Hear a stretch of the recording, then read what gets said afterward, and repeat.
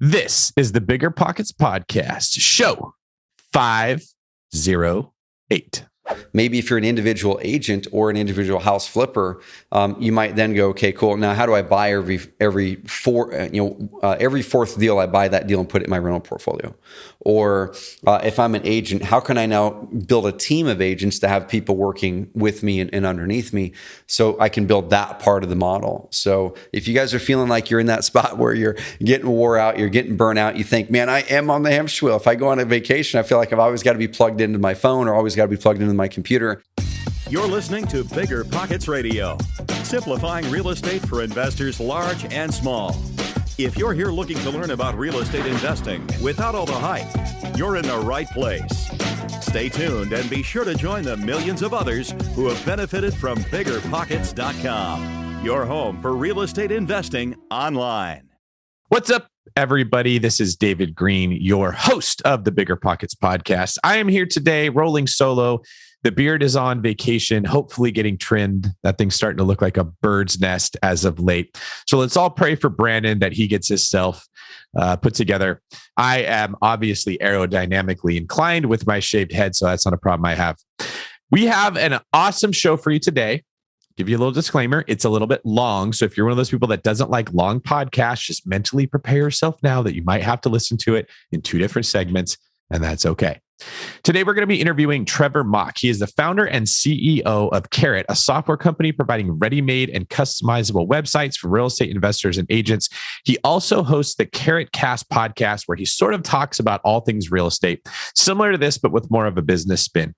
Now, Trevor and I are going to get into a lot of things. A lot of it has to do with the future of real estate and how investors can make decisions that will allow them to succeed in the off-market realm, as well as how agents can sort of participate in the off-market arena to help grow their business. Now, the main key point that we get into today is the idea of evergreen content. Now, Trevor describes how there's the way of doing things where you get out there, get it done, go knock on doors, go talk to people. He calls that the hamster wheel because you never stop. You're always doing the same thing. Whereas evergreen content is something that you make one time and it grows in popularity and people can always find it. And what we want to do is help you as a person who wants to find off-market deals to use your voice, your platform, and your credibility to make it easier for people that have properties that you want to buy to find you. As we were recording this show, the production staff mentioned that there's a lot of synergies and similarities between how I built my businesses and what Trevor did. So I can speak from personal experience that this is my future. It is the future. And it's where the focus of my business has started to go to. So when I was a new agent, I would go talk to everyone I could, attend meetups, go meet people. Very similar to what we tell you as investors. Get out there and meet people and tell them what you're doing. Then as you start to gain a modicum of success, you shift away from just getting out there and talking to people to making it for easy to people to find you. So now I do things like record this podcast. I have a YouTube channel. I put stuff on social media that when people want to know more about me or my business, they're following it. They see that content and it never goes away. Now, what it does is it builds credibility for me as a real estate agent or as a mortgage officer, whatever needs that I'm servicing for my clients. They see me as the go-to person for that. Now, they may not need to sell their house the minute that they see that content, but if I did a good job building brand credibility, they are much more likely to come to me when they are ready to sell their house or refinance that house, or they want to get a loan, because I've established myself as a credible source that they can trust. My business has obviously done very well. And what we want to do is teach these principles and share them with you so that you can help get your real estate investing business off the ground. Now, for today's quick tip, if you like what you hear today and you want to learn more about what Trevor's team does, BiggerPockets has an affiliate link set up for you to make this very easy. All you have to do is go to carrot.com/pockets to sign up for a special webinar on this exact topic that we covered today. You can see Trevor break down this stuff in even more detail, go over case studies of investors like you who turn their websites into lead gen machines and had success in areas where it was previously very difficult to do so. So if you want to check that out, head over to carrot.com/pockets to sign up for a more step-by-step exact demonstration of how you can do what we talk about today. And now let's take a second to hear from our show sponsors. All right. It is time to bring in Trevor. This guy is a wealth of knowledge. He's done this for a long time. He's got a system set up that works very well. A lot of really successful investors do exactly what Trevor does and use his systems to get ahead. I'm hoping you guys have as much fun listening as I had talking to Trevor. All right, Mr. Trevor Mauch, welcome to the BiggerPockets podcast. David, man, pumped to be on here with you, dude, and excited about what you guys are starting here too with the how-to series. Yeah, BiggerPockets has got a lot of new stuff going on. So if the listeners haven't been on the website in a while, they definitely need to go check it out. There's a lot of new things happening, new podcasts being released, new content being created. BiggerPockets is growing along with the times. So I'd like to hear a little bit about, or maybe you should just tell us, what is it you do? Tell me about the company that you started and tell me why you think it's important for investors to know about it. Dude, so at the start, kind of showing where things are right now, I run a company called Carrot. Carrot.com, and we help just shy of 8,000 real estate investors, a lot of real estate agents too. We love working with what we call the hybrids, people like you, David, where it's agent and investor, because you can truly serve those sellers and buyers a lot better. And what we focus on at the high level, and this is what we're going to dive into and teach you guys exactly how to do it to get more motivated sellers in this tough market, is we teach you how to do it through something we call evergreen marketing. How do you do it to where you're building momentum with your marketing? It doesn't matter what type of offline marketing, direct mail, cold calling, what the ebbs and flows of that type of marketing are, and how do you attract the highest quality, most motivated leads through the internet for motivated sellers. So that's our bread and butter, man. But the reason why I love what we do here at Carrot is, dude, I love helping to build businesses of freedom and impact, and that's why I'm pumped about being on here with you guys in BiggerPockets today. And that's why I keep showing up to work every day. It's like, how do we help people build businesses that truly set them free and help them make an impact in the communities and the things that matter most to them? So to clarify, Carrot is a software that allows investors to communicate directly to sellers, or agents to communicate directly to sellers, people that own real estate. Is that correct? It is. And the main thing that we focus on, like if everyone grab your cell phone right now, you're probably listening to this on your cell phone. So many people, including your sellers, motivated sellers, or if you're an agent, it could be your buyers and sellers, we're using the internet to do research. The first place we always go if we're trying to vet out anything, right? If we're going to go buy a pair of shoes on Amazon, what do? We look at the reviews on that shoes listing on Amazon. And any shoes listing that has no reviews, we bounce off of that thing. We go find a pair of shoes that has good reviews. Well, the same thing happens with real estate agents and investors every single day. So if you're doing cold calling, if you're doing direct mail, if you're doing open houses, knocking on doors, driving for dollars, every single time you put out a marketing piece, someone's probably going to use that marketing piece and now go research in the internet to find you or possibly one of your competitors. So yeah, we help you get in front of them with a highly effective, we call it an authority hub, and attract the most motivated people who tend to be doing the searching on the internet. So this is for people that own real estate that are looking on the internet for someone to buy their property. Dude, but buy the property. Or I was talking with a couple clients yesterday, and shoot, I'm flipping houses, wholesaling houses in Louisville with my business partner Bo Hollis, and we massively use the internet for getting buyers as well. So if you're to type a phrase like discount properties in Louisville or wholesale properties in Baltimore, a lot of the hedge funds right now. That's the interesting thing about the dynamic in today's market is we're getting such bigger margins on our deals right now selling to hedge funds, and our top 3 hedge fund buyers came through the internet. They did a Google search in our market that they're buying in and said wholesale properties in Louisville, and they ended up filling out a form on our website. So it can be used for buyers or sellers. We tend to focus on sellers. Yeah, the off-market market has always sort of been like the Wild West. It's just, like eat what you kill, get out there, figure it out on your own. The MLS and realtors have really created like a sophisticated platform for buying and selling property. And it almost sounds like what you're doing is you're bringing a little more structure and organization to the off-market arena. Would you say that's accurate? Yeah, David. So one thing I like to compare to, so Zillow did an amazing job dominating buyers on the internet, right? So if you were to search XYZ neighborhood homes for sale, XYZ city properties for sale, you're probably going to find Zillow usually 1, 2, 3 in Google for everything. They own the retail buyers. But the opportunity that we saw, man, is no one owns the wholesale or the distressed sellers. No one. It's so fragmented, and that's what we set out to do. We're like, man, if we can be the company that helps our clients own the sellers, imagine how powerful that could be. Own the sellers online, and And that's what we're doing and what we're aiming to do. And one thing you'd mentioned about the retail side, really having the platform with the MLS, dude, a few years ago, on our podcast, I started talking about the shift in the industry, the shift in the market that was happening several years ago, where we would see 2017 or so, we were seeing Zillow put up their direct home offer page, and then they'd yank it down. Then they'd put it up for another month and they're testing, then they'd yank it down. And we're looking at it going, okay, guys, this is the direction things are going. And you have the retail side over here, which everybody knows 8 real estate agents. Then you have the wholesale side, which almost no one knows a direct home buyer, a cash buyer, or now people are calling them iBuyers, right? Mm-hmm. And we started to see the writing on the wall with the iBuyers coming in, your OfferPad, Open Door, Zillow, and some of the other big ones too.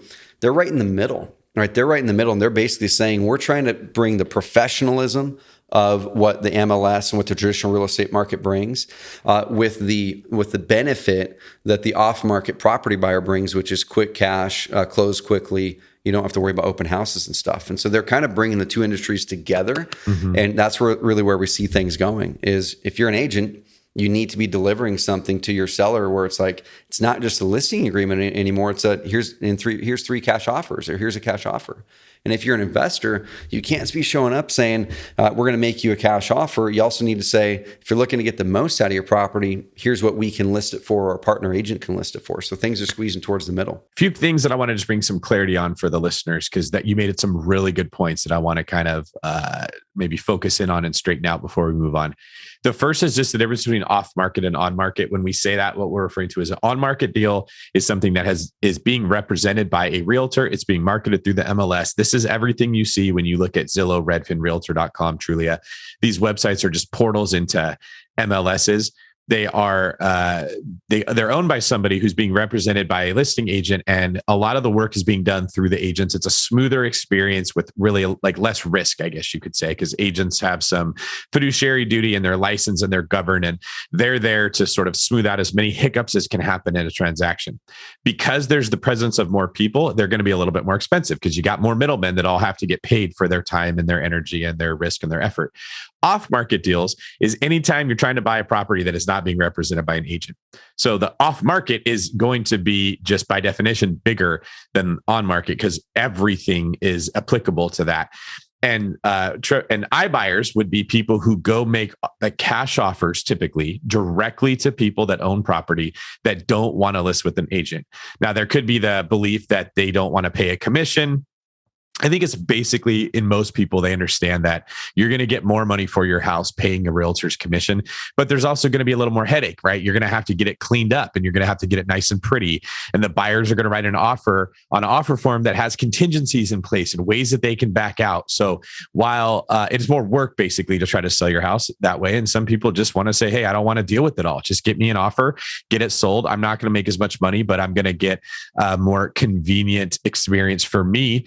And they're done with it. Anything you want to add on those points? Dude, you nailed it. The speed and convenience is the offer there, right? So I think everyone can relate to this is you go down to the car lot and you buy a new car, you buy a used car. The very next thing that they're going to say, so you just bought retail, right? You bought at the car lot, you bought retail. The very next thing that they're going to say is, do you have a car you want to trade in? And most of us are going to say yes to that. If we're going to do that, we're probably not going to take it to Craigslist. We're probably not going to do that, even though we know we can make more money. That's great. Every type of commodity out there, groceries, houses, cars, they all have the wholesale and the retail side, and they both serve a purpose. And so, yes, the dollars are a little bigger on houses than with a car. But when you sign that thing to say you're going to trade it in at the car lot, you know that they're going to go down and put it on the same lot for $4,000 more. And you're totally okay with it. They're going to make the money. They're providing a good service, but it's for speed and convenience. So you can walk out of there.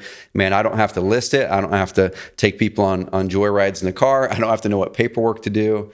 A deal we just closed yesterday, actually, in Louisville. The gal got a hold of us through what we're going to teach today through Evergreen Marketing on the website on Thursday. We closed got a hold of us on Monday. We closed on Thursday. So 4 days, that could not happen in the retail market. And the gal knew that there was going to be a discount. We were very transparent in how much money that we were making on it. And then it needed a lot of work, needed a ton of work. And it would have just been really hard to make that work on the market. So the wholesale side actually accelerates the retail side.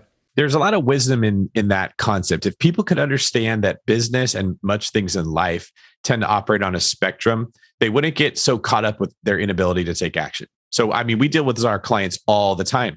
Do you want money or do you want convenience? Because you rarely ever get the same thing. You want that move-in ready house that's amazing and you can just, like, it's already finished and it's perfect. You're going to pay top dollar for that, but you're going to be able to just drop all your stuff in there and maybe that's worth it to you, especially when rates are really low. Paying more for a property doesn't cost you as much as it used to.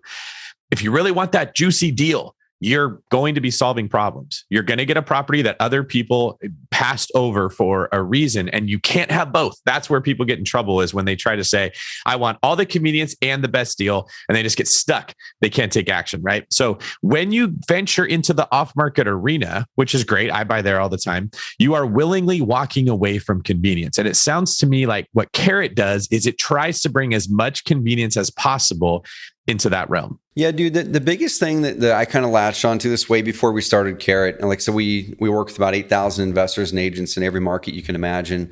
Australia, South America, the US is the biggest, of course, but and our clients pull in about 700,000 leads a year right now. And so when we look at 800,000 leads a year, most of them are sellers. The reason I'm bringing this up is how it happens is someone is a seller, and they might be in distress, right? They might have a foreclosure impending, or they maybe inherited a house and they've got a brother over in this state, a sister over in this state, and it's just hard to deal with that whole thing. Maybe they are moving and they can't get it sold in time, or they're like, man, we've got to pick it up and go.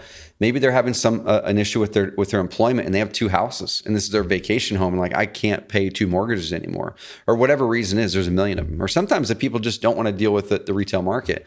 They're going to go to the internet and they're going to do a Google search like a sell my house fast, insert whatever city, right? Or cash home buyers in blah, or how do I sell an inherited house in Birmingham, or phrases like that people are typing in every day. The aim is those people are really motivated. Okay, they're going to be the most motivated type of prospect that us as an investor or an agent can be encountering, because they're actively seeking a solution, right? They're going to Google and saying, I want to solve this problem.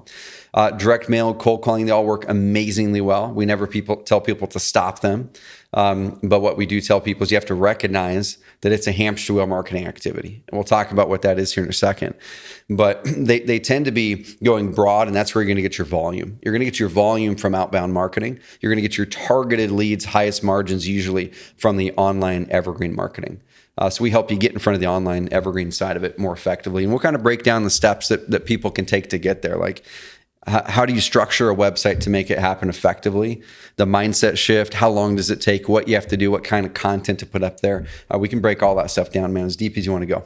So what we're talking about here is the difference between outbound marketing and inbound marketing. Is that fair? Dude, outbound marketing and inbound marketing is 100% it. And how do you define outbound marketing? So for me, outbound is anything that we're actually going to be taking a message and putting it in front of someone where they're not actively seeking me or that solution out. So you get a list, right? It could be a list, and this works amazingly well. A lot of our best clients do this and get deals every single month on the investor side and the agent side. So you might get a list of vacant properties. You might then cross-check it with vacant properties that have code violations in your town. And those are probably pretty darn good prospects. Send out a direct mail of 1,000 of those, and then hope that you're going to get the 0.5%, 1% response rate. And that's great, because you're essentially sending out a message, tapping people on the shoulder and saying, this might be relevant to you. If it is, call this number or hit up our phone number or go to the website. And that's great. But on the inbound side, you're getting in front of a flow of people who are actually increasingly searching these things, especially during COVID, outside of COVID, and with the internet being adopted even more and more people are going online to find solutions to their problems. So the big thing here, David, and I'll toss it back to you, is the cool thing about the inbound. We hear this all the time from people who add this onto their business. Is the types of prospects you're working with are a completely different mindset. You're not going to get any of that hate mail saying, how did you get my address? Stop sending me mails. You're not going to get any of the people who are saying, how did you find my phone number? Cussing at you. Mm-hmm. It's only people who want to work with you, which is a really, really cool and compelling part of the inbound. I think that's a great point to highlight. So in the real estate sales space, we would call that an outside sales agent. They go knock on doors, they go to events, they go hand out their business card, they do what we call networking, where they're introducing themselves to people and trying to figure out do I have something that you would need? Like, I want to buy a house. Do you have a house that you want to sell? And that is where you experience rejection, because inherently in outbound sales or outbound marketing, you are going to come across people that didn't ever ask for that conversation and didn't want it. Now, for the people that just grind through it, like you said, they can make great money doing that. It's not like it's the wrong way, but I would definitely say it's harder. It's an uphill battle, right? But you have a little more control. You're not dependent on someone coming to you. You can go create your own destiny.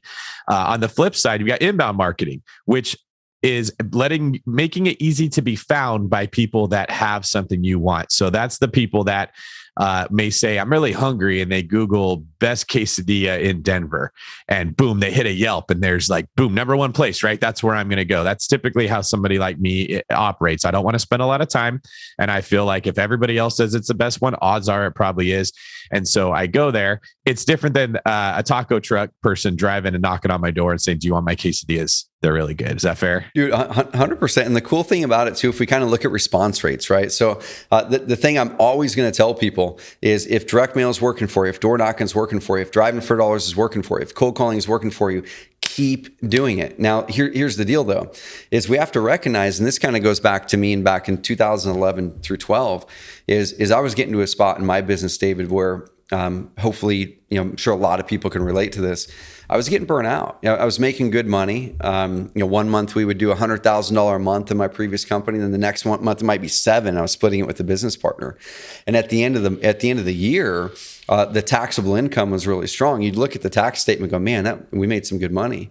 But the problem I started to encounter was I was getting stressed. Like during the year, I was getting stressed out because I couldn't get off of what I now call the hamster wheel. Because the second that I get off the hamster wheel, because the majority of our marketing was outbound, was the second that the lead flow started to go down, then I'm like, shoot, I got to get back on this thing. And so it was really stressful because I couldn't predict what my lead flow was going to be like in 3-6 months as well. And also the income was boom and bust. And so around that time, I started to look at my businesses, and I said, man, what do I like and what do I not like about my businesses that I've had up to this point? And I wrote a whole list of things I didn't like. I couldn't find like a ton of things that I loved. I did like our customers a lot. Our product was great, but I was just getting wore out in my work. Energy was depleted. And on that list, I took the several things that I disliked the most about the way I'd been running businesses in the past. And I said, well, someone once told me that the best way to find what you do want is to identify what you don't want and just pick the opposite. And so I looked at it and I said, what if I can narrow this down to 5 and what I now call non-negotiables? What are my 5 non-negotiables for business? And one of them was, I didn't like the inconsistency in my business, right? So I said, well, what's the opposite of that? Well, consistency and predictability, bam, non-negotiable. I'm plugging that into my business now because I'd realized that my marketing, the way that I was doing marketing, was actively influencing my lifestyle. If I wanted consistency, if I wanted predictability, if I wanted to build momentum, if I wanted freedom and flexibility, I had to go look at my business systems for sure and my marketing. Because your marketing dictates how busy you're going to get. If you're doing a bunch of outbound marketing, looking at response rates, it's going to be 1 in 40 to 1 in 60 leads from cold calling traditionally for sellers turns into a deal. 1 in 20 to 1 in 40 leads for direct mail turn into a deal. 1 in 10 to 1 in 20 Google PPC for sellers turns into a deal. 1 in 5 to 1 in 15 with SEO turns into a deal. And so I looked at it and said, man, I listed out the rest of my 5 non-negotiables. And I looked at those ones, consistency, predictability, and momentum. And I said, what marketing method was I doing that actually had consistency, predictability, and momentum? And it went down to what I now call evergreen. It was such a small part of my darn marketing at that time, like less than 10%.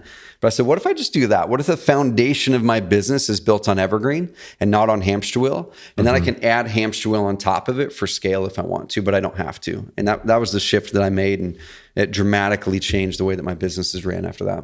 I think that's a really common pattern or rhythm growth cycle for business is, I look at real estate agents, you start off with outbound marketing. You are going and talking to everyone you can. You're calling everyone in your database. You're going everywhere you can and saying, I'm an agent. Like, you're getting your name out there.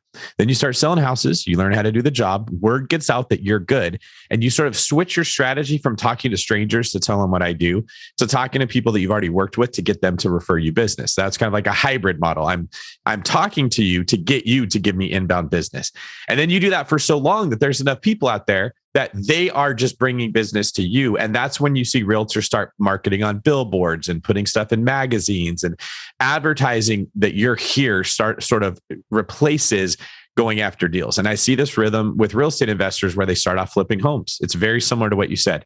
You're getting a deal, you do all this work, then you go sell it, you make your money, you got to go get the next deal. So you're using the principles of investing, but you're in a hamster wheel. You never get off of it, right?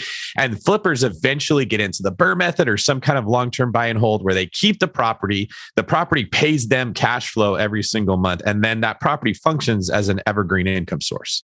Dude, and it's so important to make that shift because what you had brought up there, David, it's the cycle that we go on, because to get evergreen, no matter what it is, evergreen is relationship building, like you mentioned. That is evergreen.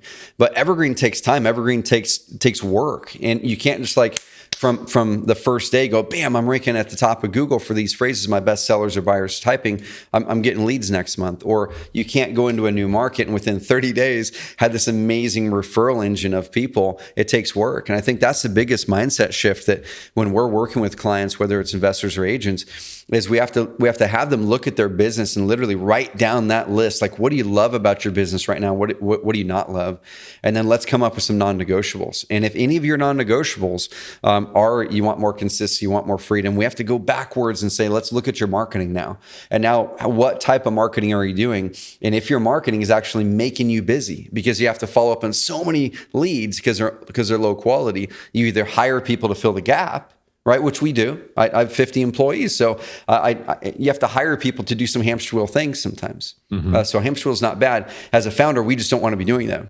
Well, it's especially not bad for those in the beginning of their career. Like I said, you start off with outbound marketing, right? You start off with that's how you kind of get your teeth cut. So there's actually a need in the market for experienced people or even semi-experienced people to move down this spectrum towards evergreen, which opens up spaces for the new people to come in and learn the business. Dude, and it's all about you're spot on. And it's all about the lifestyle and what do you want out of that business, right? Because I think when I'm talking to an agent or an investor and I say, where do you want to be in 5 years? What do you want that business to look like? Almost all of them say, I don't want to be doing things the way I'm doing them today, right now. And so then we say, okay, I call it the gap, David. And I go, okay, let's create the gap. Having a gap is a healthy thing. So at the top end is where you want to go. Okay, let's write that down. What does that business look like? What does your average day look like? And then we say, okay, now where are we right now? And then let's write down the steps or the things that we need to change to get there. And oftentimes it goes back to the marketing, like you were saying. Oftentimes it requires them to make a transition or sometimes a business model change. Where maybe if you're an individual agent or an individual house flipper, you might then go, okay, cool. Now, how do I buy every fourth deal? I buy that deal and put it in my rental portfolio. Or if I'm an agent, how can I now build a team of agents to have people working with me and underneath me so I can build that part of the model? So if you guys are feeling like you're in that spot where you're getting wore out, you're getting burnt out, you think, man, I am on the hamster wheel. If I go on a vacation, I feel like I've always got to be plugged into my phone or always got to be plugged into my computer. You need to make a change. You need to make a shift. If you're not there yet, but you see your trajectory, don't wait until it's time to get into it before you learn. That's another thing I've just learned when it comes to building new skills. I just did a TED Talk on this very same topic. I saw you did that, man. That was awesome. Congrats. Oh, thank you for that. There is going to be a period where you just suck as you're building a foundation. And everything in life is like that, right? Even building literally a house, putting the foundation in looks like no progress is being made, but that's where most of the work is being done. And then it shoots up once that's there. So a mistake that I've made many times is seeing, okay, sales are getting better. I'm going to need to hire somebody, but I wait until I'm bursting at the seams and I have to hire somebody. And then you're rushing in a bad employee and you're trying to make it work. The wise person has, if you build it, they will come. There's a component of that and sees where they're going and they start the process early. Now, what you're describing about evergreen content is that it takes some time to season in a sense, right? So let's start right with that. What steps should an investor start taking today if they want to launch a website to make it more effective in the future? Dude, so the biggest thing is the short mindset shift, because what will happen, we'll talk with an investor, talk with an agent, and they're 3, 6, 8 months in, and they're not getting the momentum that they hope, depending on their market, and they start to second guess things. So there's something I call the 2-6-1 formula. And this actually comes from one of our clients, is a hybrid investor agent out of Tucson, Arizona, named Tyler Ford. And essentially, the model with Evergreen, you can apply this to relationship building too. So anything that takes momentum to build, but once you build it, man, you're in the right spot. Is you're going to work your butt off the first 2 months once you're launching what we call the Authority Hub. Okay, and we'll talk about here in a bit the shifts you have to make away from just having a website and what an Authority Hub is and why it's so much more impactful and powerful in a competitive market like we're in right now. So the first 2 months, man, you're launching the website. You turn it into an Authority Hub. We'll talk about the elements to do that to really amp it up. And then what I like to do is get some sort of hamster wheel marketing going right away if you don't already have something going. Because like I said, it's going to take some time to get the momentum going. We don't want to not have deals for 3 or 6 months. And so if we're just talking online, David, we're gonna do Google pay-per-click first. And when we look at the 80,000 or so leads that come in through our system every single month, most of them sellers, the number 3 source now is Google Ads, bounces back and forth between Facebook ads. Number 1 is the Evergreen SEO through Google, organic. But we want to launch a Google Ads campaign. And the first thing that I want people to do there is you block out a budget. And I'll kind of walk through a basic quick calculation that's just a massive mental explosion for people when they think about their paid ads. That is a big deal. And the reason I'm bringing this up before we talk about the website is because I want to get people deals in the first 90 days. Like if we can get a deal in the first 90 days, that's going to buy you time while that evergreen builds up over the 6 to 8 months. So if you guys can imagine this, I'm gonna visualize it as much as I can, speaking it through. I've got the iPad, but I think I can verbalize this. So I want you guys and gals to write down, or if you're driving, don't write this down. Just mentally tuck it back in your noggin. What's your average profit per deal? So if you're an agent, what's your average commission per transaction? If you're an investor, what's your average profit per deal? And I'm just going to use a round number for sake of calculations. Let's say $10,000. Okay. A lot of markets are way bigger than that. David, your market, a $10,000 deal, you probably wouldn't even look at on the investment side, but that might be a good commission on some markets or an amazing wholesale deal in a market like Birmingham or something. So write down the average profit per deal. Number 2 is what I ask you is I'll say, what would you trade in marketing dollars to get that $10,000, or in your case, 20 grand or 25 or 50 or whatever the number is? How much would you trade in marketing to get that? If you're newer and you're not sure, write down the 25% number. So what's 25% of that number? In this case, $2,500 is 25% of 10 grand. I'd be willing to trade $2,500 to get that $10,000 check. Okay.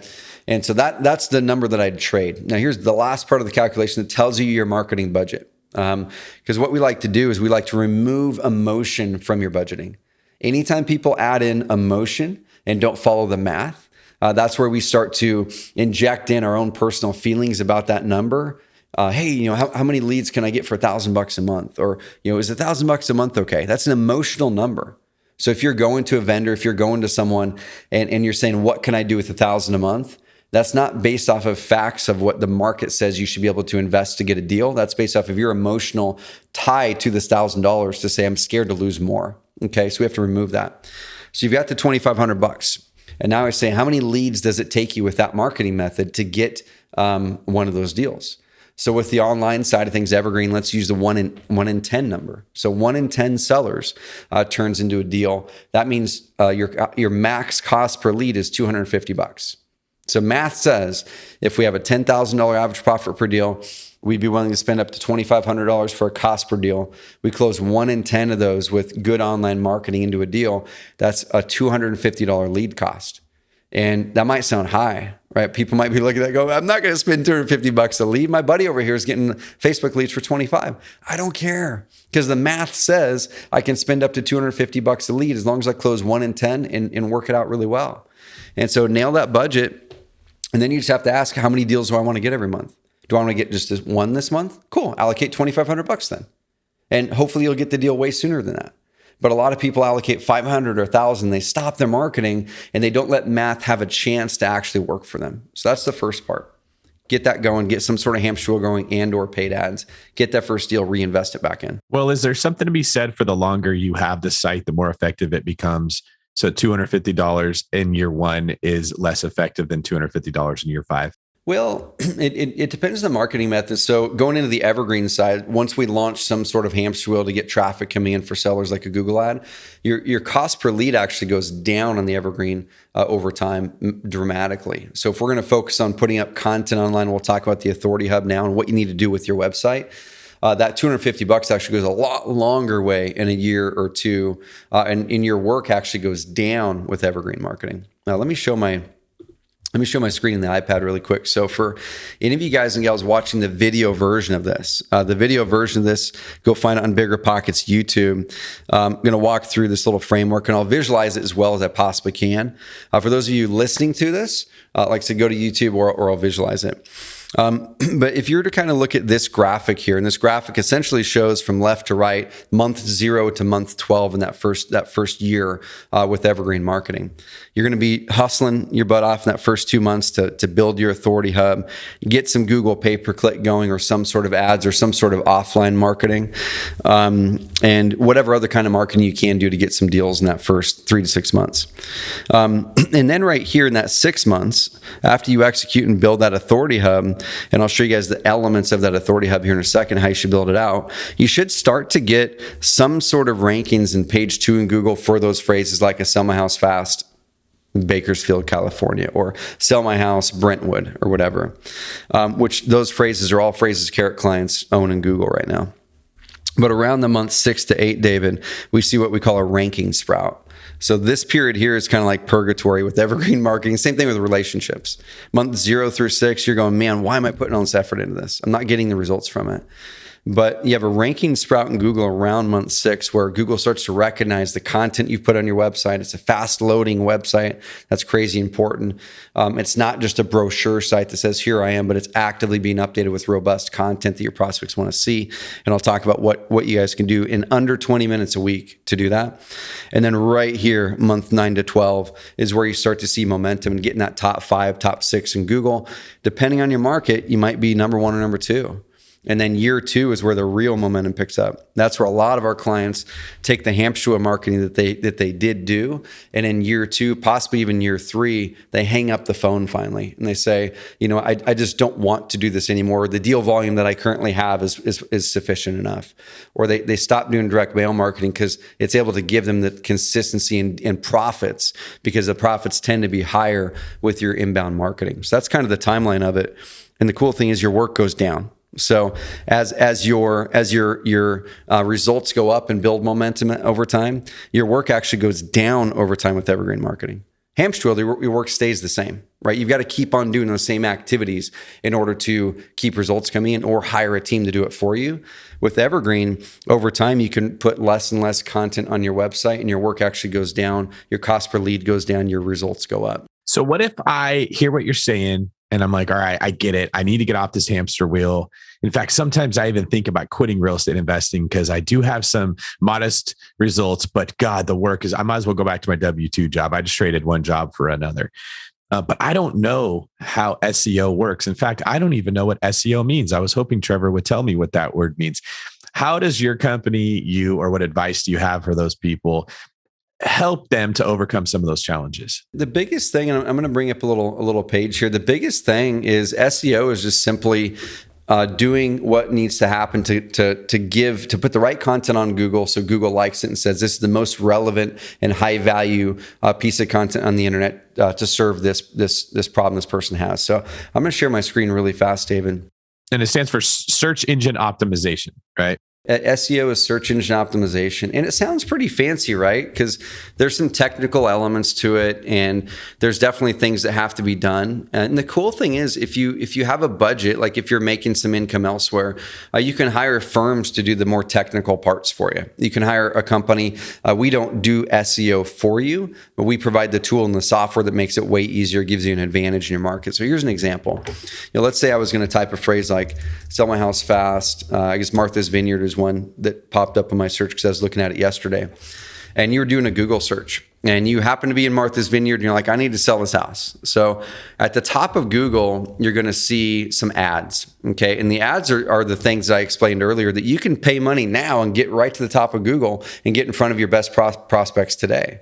And we're paying in Louisville, we're paying about $3,000 a deal. We're averaging about $40,000 to $5,000 for a wholesale deal. We're selling to hedge funds right now.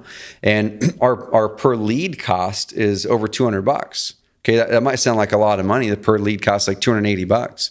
But when we're closing, one in 10, 1 in 15, depending on the week or the month, it really pencils out pretty darn good. So we might be paying $200, and then we might be paying $20 to $30 a click sometimes. Okay, so this here down here, and I'll explain it below the part on Google. It says ad. That's the organic part. That's the SEO part. So if I were to click this first one, I'm just clicking a link in Google. If you're following along, guys and gals, you guys can go and check out Google and just do some Google searches in your market. Type "sell my house fast," insert your city. Type "best real estate agents," insert your city. Type "cash home buyers," insert your city.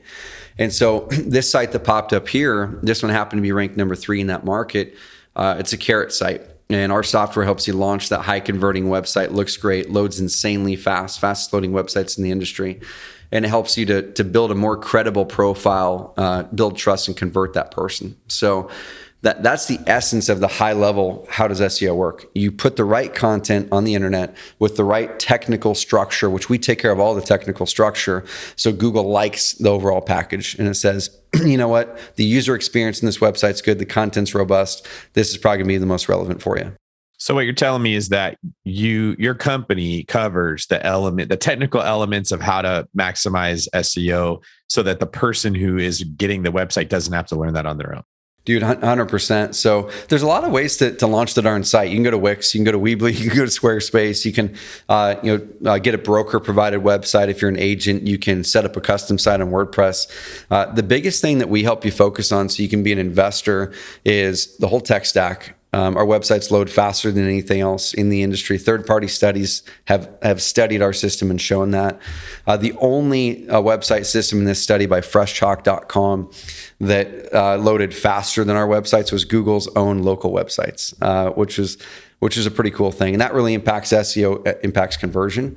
And then our websites come stock with content, stock with the right design, the right setup to convert. You just go in there and personalize it. Like the one I'm showing here visually to the YouTube crowd, our client popped in here and used Martha's Vineyard specific photos, put in his testimonials, a little bit about him, some of his credibility with Facebook and his veteran-owned business badge.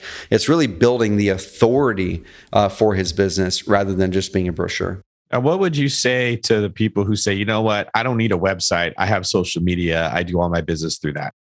Dude, such a good question. Such a good question. I was talking with a client, FAR Group out of Spokane. They're one of the biggest agencies in that area now.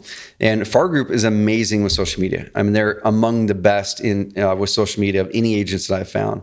And most of their business up to, even just recently has been driven by social media.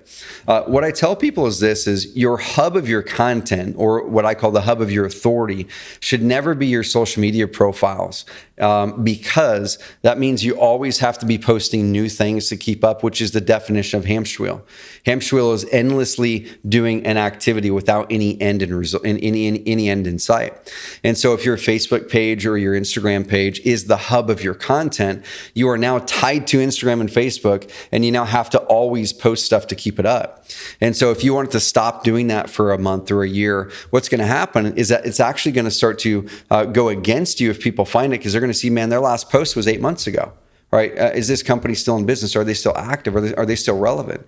Instead, what we like people to do, David, especially for agents on this side, because agents are so invested in the social part, is take some of the longer format content. So let's say you have your cell phone and you're out there at a property, and it's a property on a river, right? And you're a real estate agent and you're listing it. I would take out the phone and say, hey, this is Trevor with ABC Realty in Roseburg, Oregon, and I'm out here at a house on the North Umpqua River, and I'm actually going to show you the 5 things you should look for if you're looking to buy a house on the North Umpqua River, and da-da-da-da. Film a 3 to 8 minute video. take that video, put it onto Facebook, put it onto IGTV. But now don't ignore taking that video and putting it onto your website or your authority hub so you can have long-term momentum building growth. And a really good example, I'll just kind of verbalize it. You guys can check it out yourself, but just one of many examples. If you just search a phrase like farmland Roseburg, or there's thousands of other phrases I can give you, you're going to find those little videos, like I call them video posts on our system, where it's 3-minute, 5-minute video, the person just talking and being an expert and authority. And normally they would only put those on social. It gets some views for 72 hours, and the views would be gone, right? And now that same video for farmland Roseburg is ranked #1 in Google, has since 2017 for that agent for any and all phrases around farmland Roseburg. And he created a 3-minute video, took him 3 minutes to upload it to YouTube, took him 5 minutes to put it into a feature that we have called Video Post. It takes all the words out of that darn video, writes an article for you, and sends you an email 2 hours later and says, hey, your article's ready. And so make the hub of your content something that's evergreen. Okay, so put your longer format videos there, turn them into written content, but use social media for that active relationship building, staying in the market, things like that. As I think about what you're saying, you can't search on Instagram or Facebook how to buy a house, and it doesn't have the capability of connecting you with the people on that platform that do that. You search, if you already know who you want to look up, you can learn a lot about a person or maybe a business if you Google David Green on Instagram, right? But that's what we use social media for, is I already know what I'm looking up. I want to sort of verify if this person's legit. Do they have videos of them kicking puppies, right? Are they crazy, or can I trust them?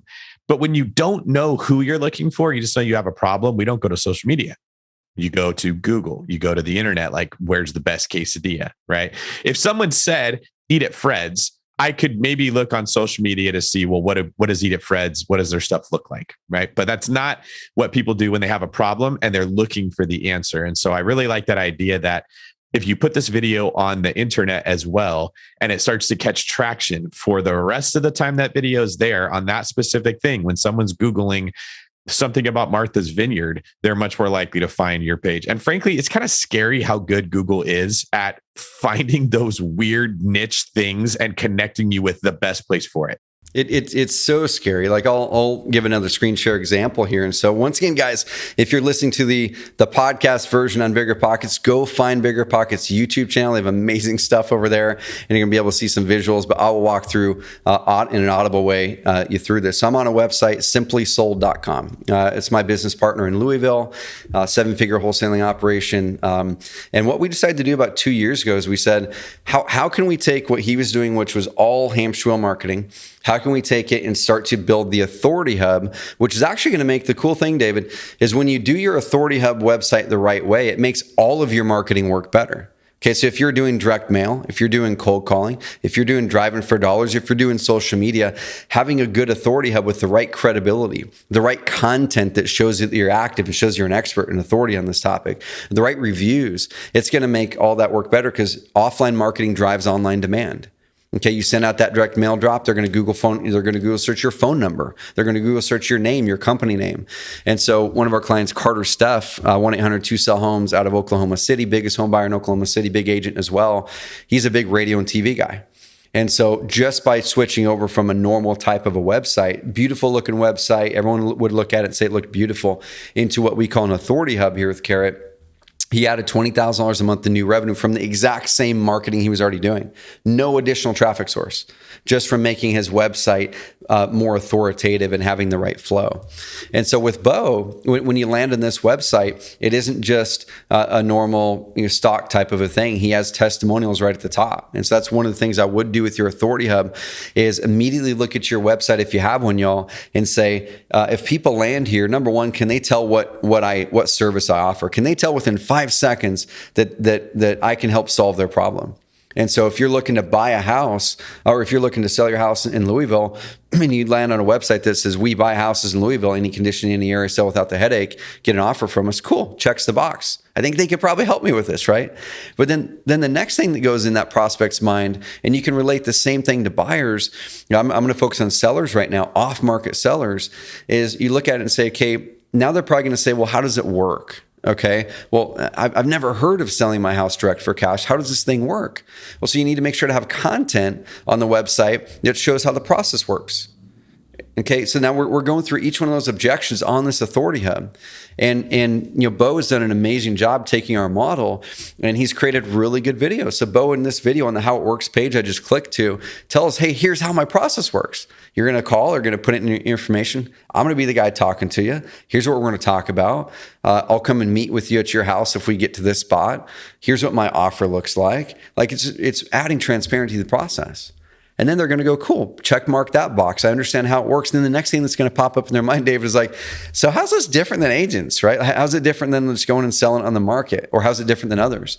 And so have content on that authority hub that's helping you compare.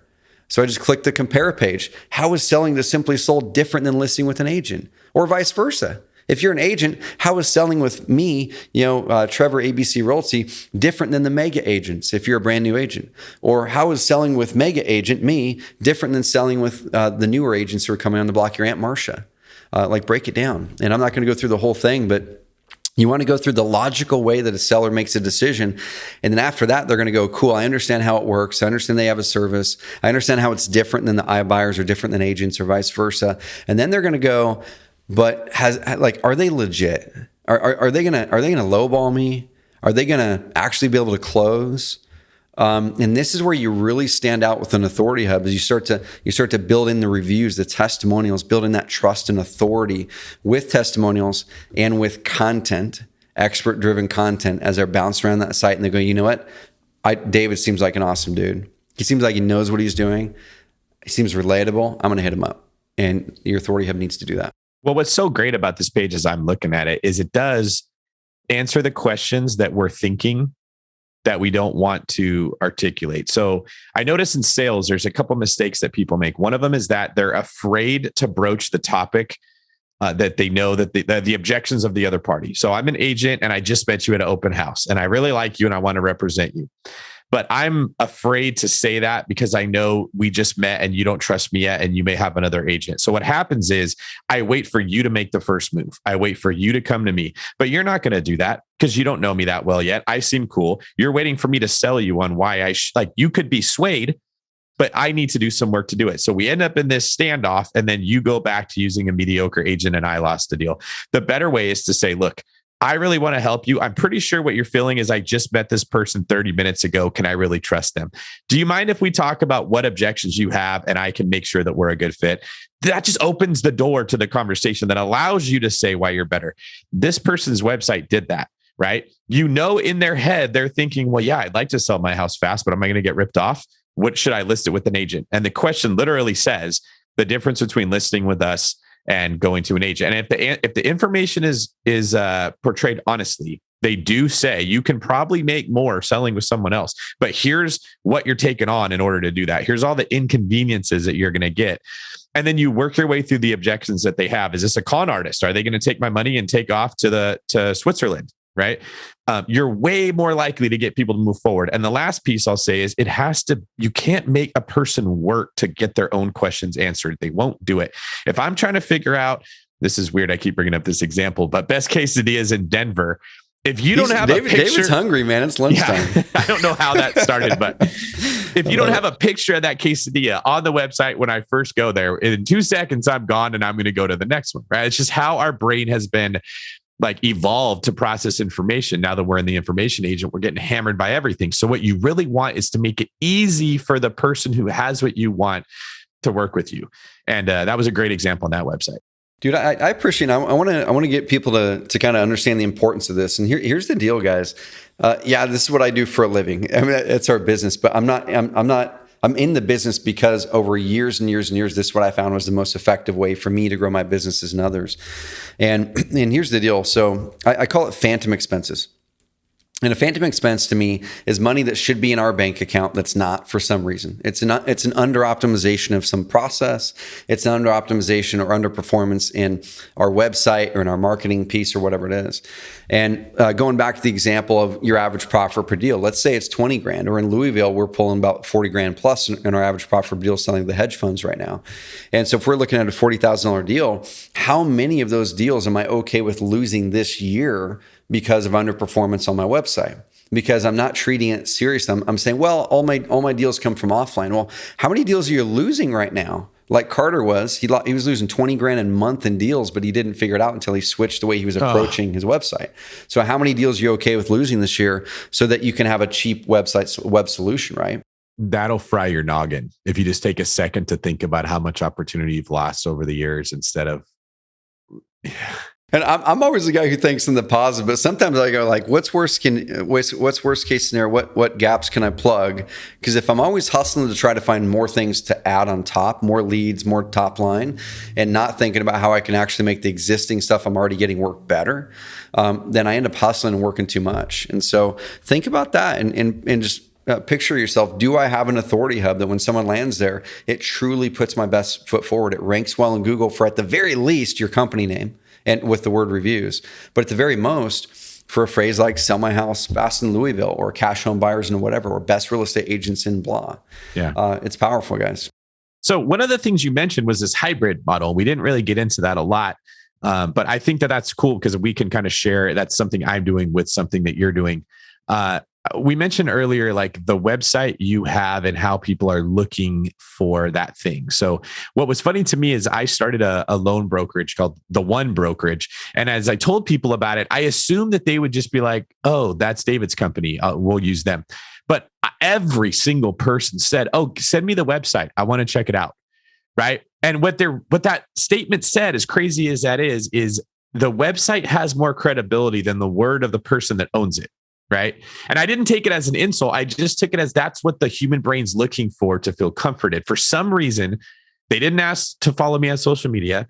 They said, what's your website of your company? It's theonebrokerage.com. And they wanted to go there to, like, I guess, verify. I think they wanted to probably dig in and they felt uncomfortable doing it to me as a person. So that social proof and credibility is wildly important. And people do this a lot of the time for agents. You had something you want to say about that? No, dude, I was going to say they do that for everything. Like I'm bringing up a screen here again, guys. Go to BiggerPockets YouTube, subscribe over there. But I'll visualize it. This is another big home buyer in Florida. I think they are a hybrid, actually. I believe. Don't quote me on it, but they'll take. This is where the hybrid opportunity comes in. Here is this, David. Then I'll show this page and why it's important. They'll take about 80% of the leads. So when you're marketing for a motivated house seller, someone who types a phrase like sell my house in blah, or sell my house fast, or cash home buyers in, or like this phrase right here, sell house I inherited, right? Sell house I inherited it in Birmingham or whatever. So let's say it's Birmingham, Alabama. In Birmingham, Alabama, if I knew how to spell. Someone might type that phrase. Are there going to be a lot of people typing that phrase? No, it's not going to be a huge volume. But the ones who are, you can better believe they're going to be so highly targeted and so amazing that they're probably going to be great leads. And so if you look at these ones here, these are all Carrot customers using our system to get ranked really high on Google with our content. Our automated content. We teach how to do this in our training. But the reason I brought this one up here is no matter what type of prospect you're going after, a probate prospect, inherited prospect, or just someone who's looking to sell, about 80% of those motivated leads actually want retail. So you might get 10 leads, 8 of them out of 10 are probably going to want retail, maybe 7 out of 10. And so a lot of investors are taking those leads and they're throwing them away. They're just going, well, like they're tire kickers. They're not serious, whatever it is. And so that's where the hybrid opportunity comes in, is a lot of the agents who are also investing, they're approaching it kind of a little bit of a backwards way than we're seeing is working best, is they're approaching it from the retail side. Instead, spin up something that's marketing directly to a motivated house seller. Say, I'm going to make you an offer, or I'll get you the best, we'll put the most in your pocket. And then take the 80%, 70% who don't want the cash offer and say, awesome, I can list this and put more in your pocket. And that's where an amazing lead source is coming through. That's what they're doing here. Let me speak to the agents for a minute here. It's a very big topic of contention in the real estate world that Zillow became a brokerage. People are very worried that Zillow is basically going to take business away from agents when agents sort of created the Zillow platform by buying leads from them and everything. And Zillow said for a long time they weren't going to do that. So if you're not an agent, that probably makes no sense to you. You just really like Zillow. Agents are very, very worried about that.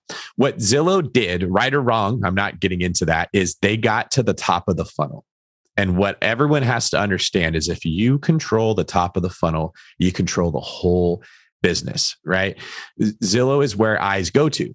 And so that's how they're able to sell leads to realtors. If realtors did a better job of creating stuff like what you're talking about, and people came to them first, Zillow would have no business. They'd have no place in the market. Like, they only exist because they can get people to go look at houses there.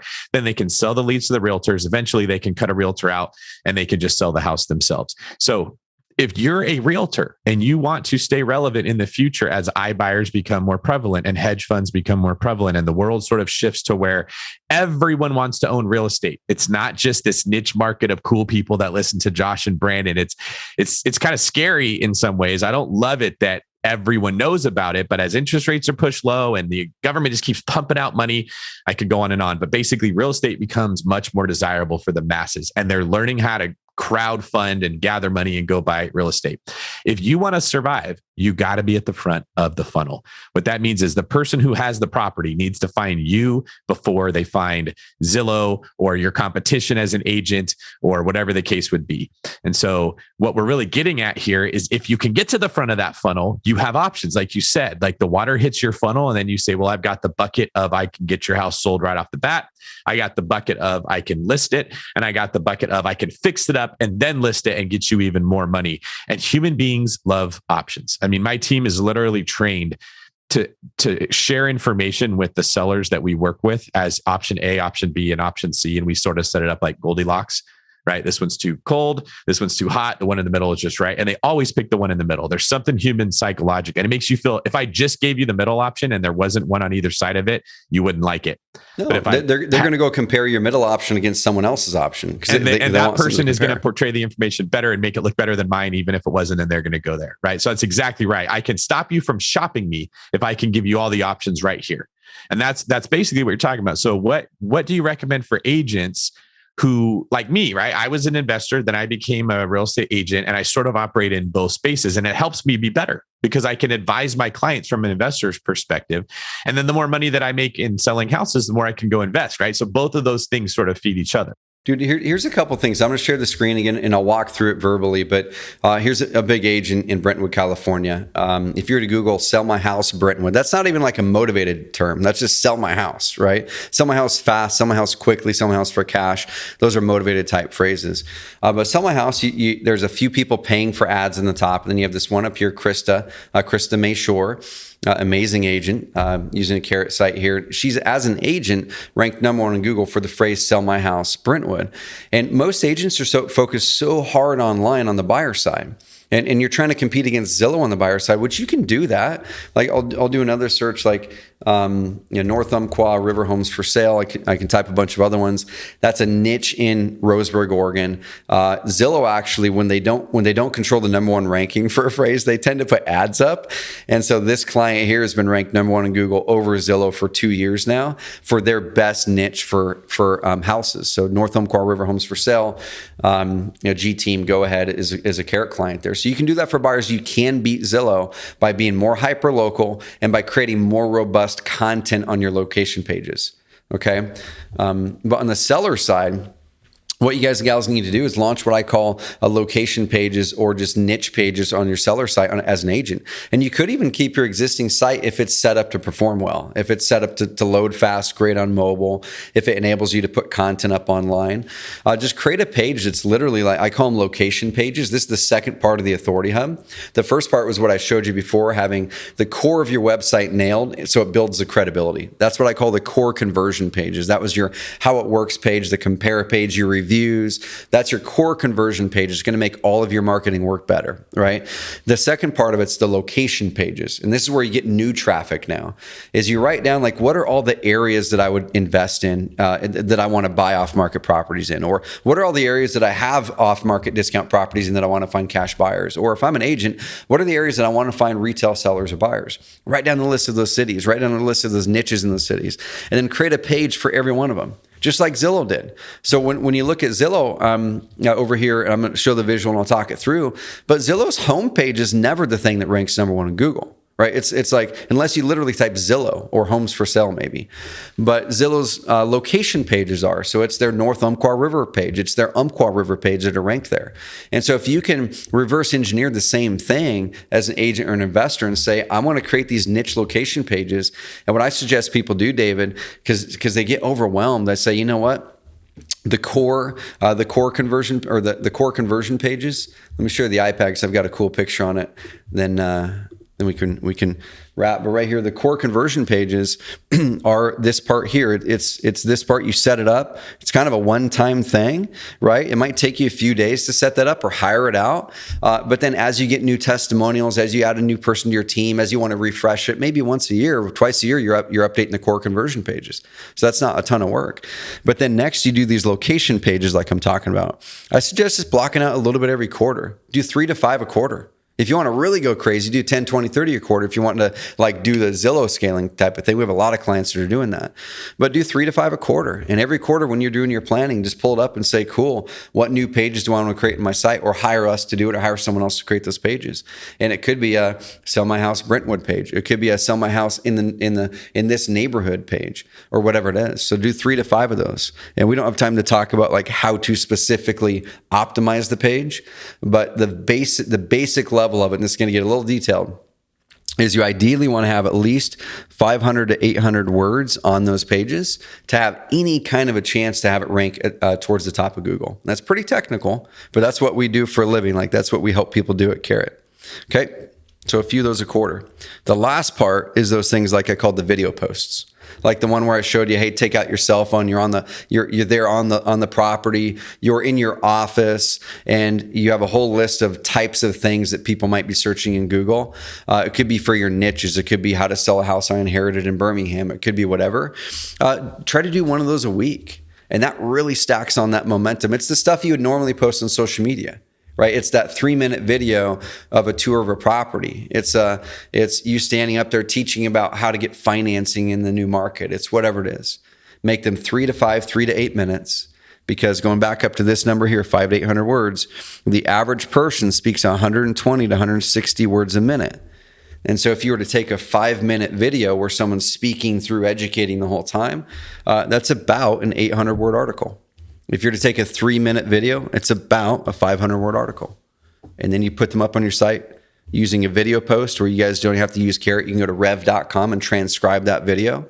And then you put it on your blog, put the video at the top, your transcription below it, a good headline.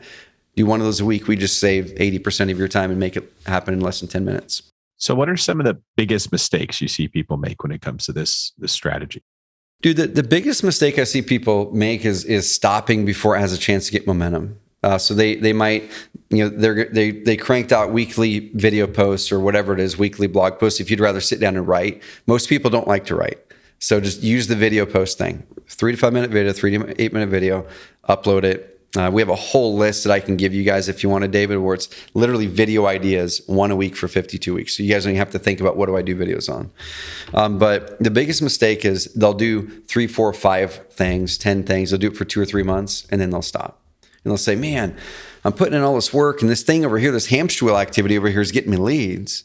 So I'm going to keep doing that. And this evergreen thing, man, I'm just not getting results from it. And that's number one. Number two biggest mistake that people make is they make an assumption that a website is a website is a website. And one thing that Google's doing right now in big ways, they just rolled out something called Core Web Vitals this summer. And Core Web Vitals actually takes the page speed into major consideration with Google rankings now across both mobile and desktop. And so it means if you're just on a website that you're paying for $10 a month shared hosting, or a really slow website, or it's a really just bulky WordPress install with a bunch of plugins that load slowly, you're going to have a harder time ranking well in Google. Not that you can't, it's just going to be harder. And so they'll use something that's clunky and low cost up in the upfront, and they'll actually lose potentially tens of thousands of dollars down the road of lost deals because of performance. Number three, and I'll stop at this, is people try to overcomplicate it. Is they go, man, I have to be an amazing writer, or man, I've got to be good on video. No, guys, I used to hate being on video until you just get out and do it. So literally just take out that phone and shift the mindset to go from I don't have time to do this to say, how do I just document what I'm already doing? And you're out there on a property, or you're literally working up an offer right now. You're at your desk in your office and you're working up an offer for a house that you're wanting to purchase. Okay, it was inherited. Say, hey guys, this is Trevor with XYZ Home Buyers. I'm actually writing an offer for Marcia, and Marcia inherited this house. Her brother is one state, and I'm going to walk you through how I'm making this offer, so you guys and gals can see the 4 steps for me and how I come up with a dollar amount, and then Put that on your website. Put it on your social. Don't overcomplicate it. So those are the 3. Not patient enough. Number 2, the wrong tech stack, the wrong website that's going to make it so all the work you're doing is not going to be as effective. And then number 3 is overcomplicating it. Now, when it comes to actually setting this thing up and having to fork over the money, how much does the whole thing tend to cost? Yeah, so if you're going to do it let's say a custom website, you're going to go down the road to your buddy or cousin Eddie who knows how to set up a WordPress site. It could range depending on their aptitude with SEO, like building a website to rank high in Google, and conversion rate optimization. Those are specialties that most web people that don't really know about. So if you're going to set up a legit good custom site, you're probably talking $5 to $10 grand to have it done pretty darn right. And then you've got the monthly maintenance. So it might be $30 to $50 a month for a good virtual private server hosting. You don't want to get the shared hosting. And then you're gonna have to pay your web person to make updates and things like that, whatever their rate is, $65, $70 an hour. So you're talking $5 to $10 grand plus, $100, $200 a month on average to pay for your web hosting, things like that. I was going to say with Carrot, that's what we do, and it's all under a couple $100 a month. Who are some people that we can research if we want to see what this looks like done well? Simply Sold is a great one. So simplysold.com, Bo Hollis. What you guys can do too is just literally go to Google and type up "sell my house fast," insert any city in the country, and you're probably going to find 3, 4, or 5 Carrot sites somewhere in the top of Google. Oftentimes it's number 1 in Google. Sometimes it might be 3, and just kind of click through some of those and pick up the ones that are Carrot sites and see how they're doing that, see what they're doing. But Bo Hollis with simplysold.com. He's my business partner in the Louisville market, and he's been doing a really, really good job with video, man. It's like him and I were talking today on the deal that we just closed, and he said, dude, this one came from, he asked the gal, he said, how did you find out about us? She said, I was on your website and I saw your video. And she said, I just felt comfortable. I felt like I knew you, and I felt like you'd be a reputable person. So he's a great one. A guy named Keith Sant. Keith with Kind Home Buyers, kindhomebuyers.com is amazing, crushing it. Does 8 to 10 deals a month using this method right now in a couple markets. Househeroes.com. Their website doesn't look the prettiest. It's on Carrot. They've done a lot of adjustments, but they bring about 2,000 to 3,000 leads a year, seller leads between land and house. But yeah, just Google search "sell my house fast" or any phrases like that, and you'll find all kinds of Carrot sites out there dominating most cities. Now, I want to wrap up with your perspective on where you see the market going. So you had me as a guest on your podcast. It's called the Carrot Podcast. Is that right? Yep. Carrotcast. Yeah. Carrotcast. And it was episode 246. If anybody wants to go listen, we talked a little bit about how we see like where the future of the industry is headed. Would you mind sharing your thoughts on what you think is happening right now and how online authority plays into the future? Yeah, David, so I'm going to give some thoughts, and I want you guys to take them with a grain of salt, because I thought the market was going to soften in 2020. I think a lot of people did, but it did the opposite. So right now where we are, and this is something I've been talking about for 3 going on 4 years, is we're in that transition of the market, just like the stock market was in the 90s and 80s and 2000s, right? Where technology had caught up with the inefficiency in the market in the stock world. If I wanted to buy a stock, I had to physically call a broker. They placed a trade. It took a while to make all that happen. And then in the late 80s, 1988, 1989, the stock market crashed and everyone was rushing to call their brokers, and the brokers weren't picking up the phones because all hell broke loose. And so technology over the next 2 to 3 years caught up with it. And people started to go, well, shoot, how do I cut that broker out of the middle to get a more efficient transaction? And you started to see the brokers' fees go down. The E-Trades or Charles Schwab started going online. You could get a $10 trade, then a $9 trade. Now with Robinhood, it's $0 trade. And so you start to look at other industries, travel, the stock market, loans, all these types of industries. And we go, at some point, technology catches up with the inefficiency in the market. And that's what's been happening with real estate the last 3 to 5 years. So now how does that impact you as an agent or an investor? Well, number one, it creates more competition. It drives margins down for the person doing business the same way. Like agent commissions. We were saying years ago that agent commissions are going to get compressed. And agents were like, no, I'm still getting my 3 to 6%. I said, well, it's going to happen. So just be ready for it. Investors, if we don't change the model and add more value, your wholesale deals and flips might get compressed if the market's a normal market. It's been crazy the last year or so. The growth in appreciation's covering up some bad business operations is what's happening right now. And so it creates more competition. When a market's hot, more people want to invest, more people want to be agents. It's not as scary. So that's what I was thinking. Let's say the stock market's going down. You really want that broker to give you their professional opinion on how to, because you could lose money. So like, man, make sure I'm making the right call.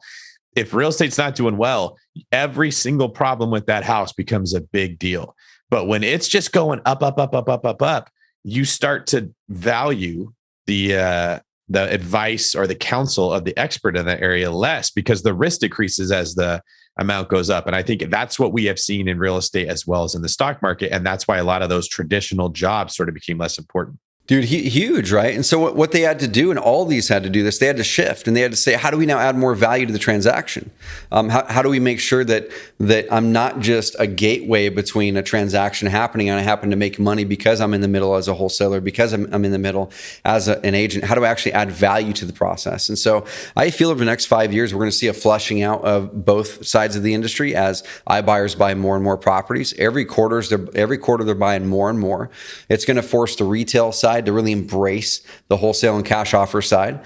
We've been talking about this for years, where agents have always poo-pooed that side, saying wholesaling is illegal, saying, or can you even do that? All these things. And it's not illegal, but I think you're going to see a lot of the traditional real estate lobby starting to get laws that make wholesaling harder. So we've been telling investors for 2 years, guys, go get your license. None of them wanted to. I'm like, get the license, because that's where things are going. And so I really see that the person who's able to do both, like what we call the hybrid, where you're truly able to serve that client better. You go to that seller and say, you know what?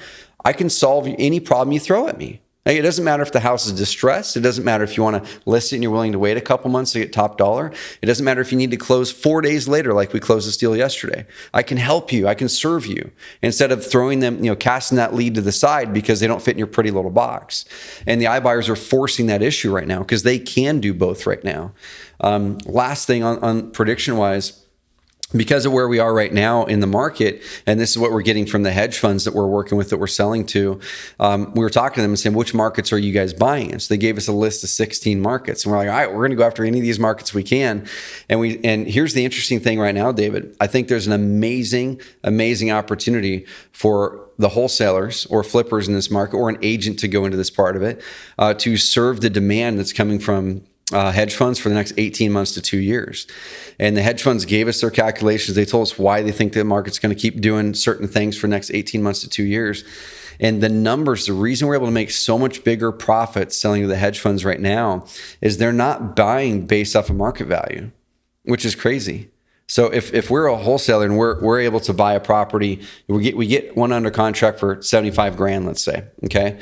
Normally we'd be able to then, let's say after retail value for that is 150, we get it under contract for 75. We would maybe get a $10,000 or $20,000 wholesale fee out, which is amazing. Flip it to a wholesale that contract to a flipper. They repair it, get it on the market. They make their 30 or 40, right? So what we're in that same deal, the other wholesalers are going after that same property where they would normally never pay more than 75, using this example. We can pay 85 to 95 to that same seller and pay them more. So the seller's getting more in their pocket. So we can claim in our market, we will pay you more.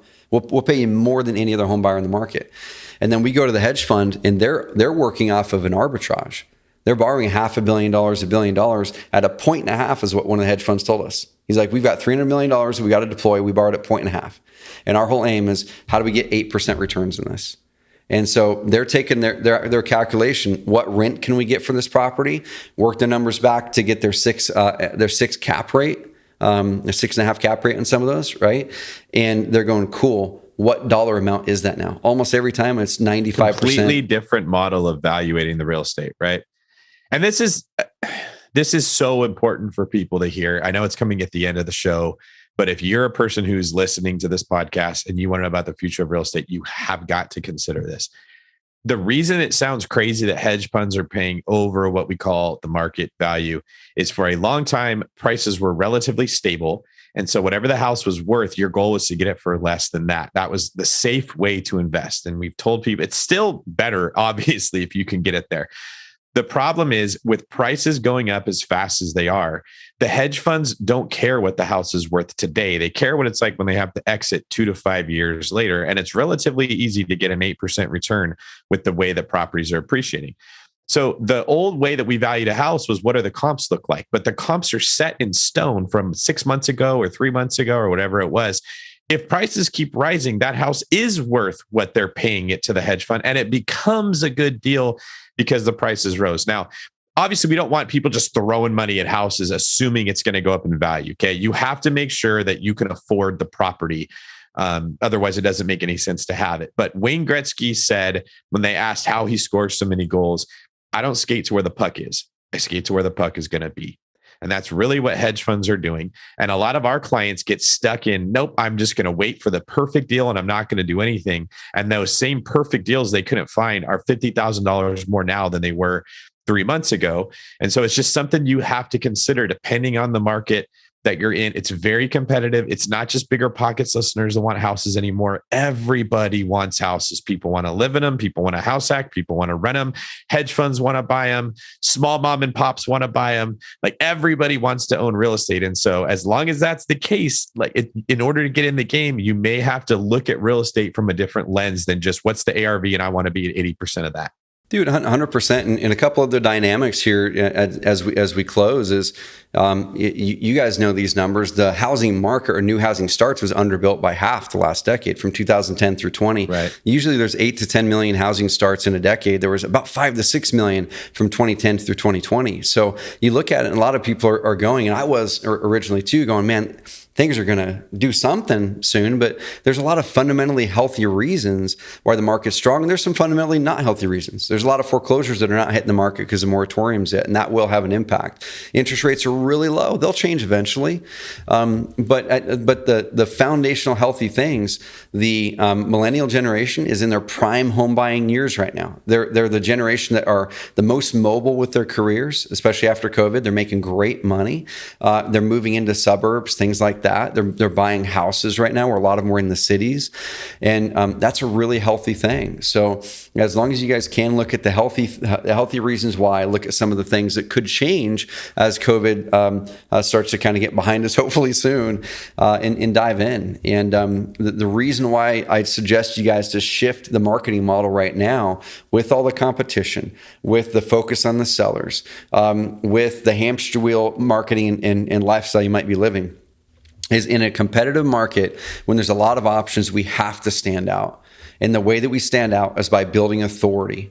It's by building authority and showing how we are more trustworthy, how we can actually solve your problem. And the best way to do that, especially as certain other marketing methodologies dry up, text messaging, cold calling, they still work great. But what happens if the government squashes text message marketing, which they're already starting to do in some spots where you can't do it? Oh, I hope they do. Just for myself, I get about 30 text messages a day that are unsolicited. Yeah. Someone's been trying to sell me for a month on this Shark Tank thing to lose 6 or 7 inches. Like I get it every single week, it seems like. And so when I look at those marketing methods, I say, do I want to base my business off of those? They might work today, but do I want to base my business off of those 1, 2, 3 years out? Or do I want to base my business off of something that's going to keep growing, which is the evergreen? More people are hitting the internet. More people are trying to seek out solutions. And if you can get in front of those sellers and buyers, well, let's talk about sellers, and build authority and make it so you're getting people consistently coming to you. If something happens in the market, or if something happens with that marketing methodology,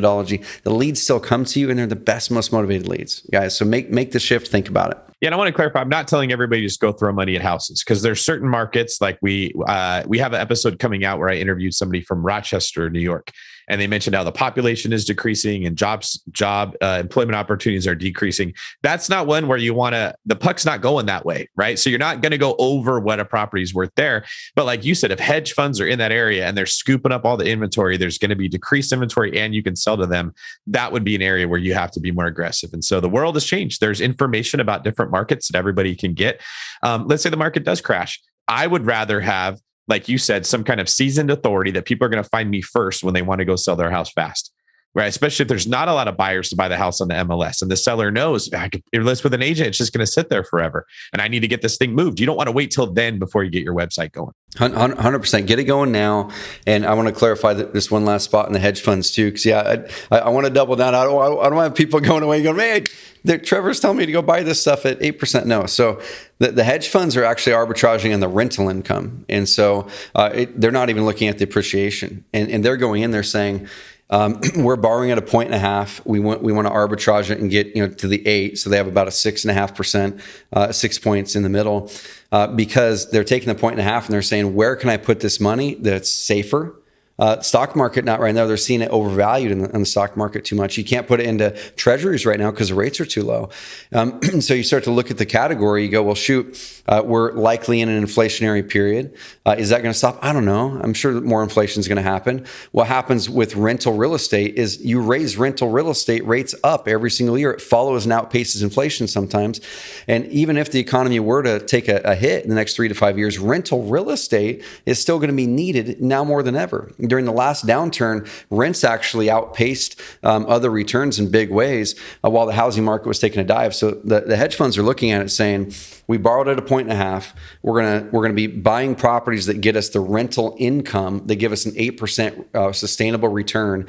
And then in 2 years, if we can sell at a big return, we'll exit that and go into another asset class. If not, rents are going to keep skyrocketing. Their returns now go to 8, 9, 10%, and then they'll exit when it makes sense. So it's an interesting time right now. Well, Trevor, you and I could talk all day. I know we were going to wrap this thing up. I wanted to kind of pull back the curtain and let the listeners of the podcast hear the kind of conversations that those of us that are deeper into the industry are having.